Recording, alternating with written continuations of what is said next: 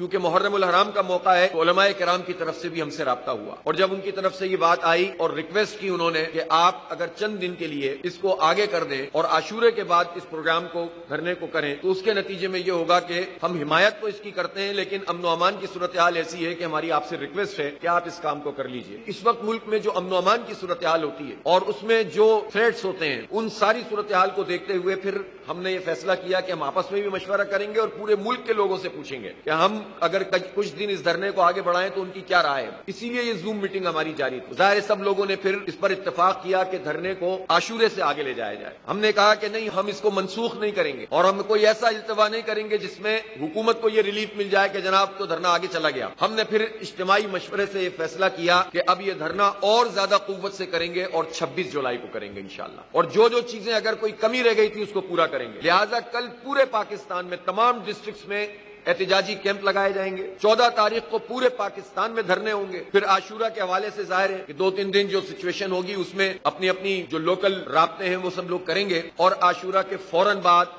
میں خود پاکستان کے تمام بڑے شہروں میں جاؤں گا، تمام صوبائی ہیڈ کوارٹرز میں، اور پشاور بھی جاؤں گا، کوئٹہ بھی جاؤں گا، اسی طرح لاہور میں بھی، اسلام آباد میں بھی، اور اسی طرح سے کراچی میں۔ یہاں پر بارز میں وکلاء کے ساتھ، علماء کرام سے اور تاجر تنظیموں سے، ان کے صنعت کاروں سے اور مزدوروں سے، ان سب سے انشاءاللہ میٹنگز کریں گے، ان سب کی حمایت لیں گے۔ اور پہلے تو ہمارے دھرنے میں ہم نے کچھ ترتیب اس طرح بنائی تھی کہ ایک علاقے کے لوگ پہلے آئیں گے پھر دوسرے کے آئیں گے۔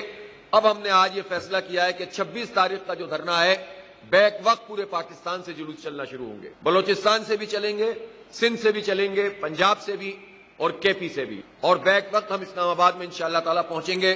اور ایک طویل دھرنا، اور یہ اس کی طوالت کا سارا انحصار حکومت کے اوپر ہے۔ اگر تو حکومت یہ سمجھتی ہے کہ دھرنا نہیں ہونا چاہیے تو وہ عوام کو ریلیف دے۔ ہم پورا چارٹر آف ڈیمانڈ بنا رہے ہیں۔ یہ چارٹر آف ڈیمانڈ ہوگی ہمارے دھرنے کی کہ بجلی کی قیمتوں میں اسٹریٹ اوے کمی کرو اور یہ ٹیکسز جو لاد دیے گئے ہیں ان کو ختم کیا جائے۔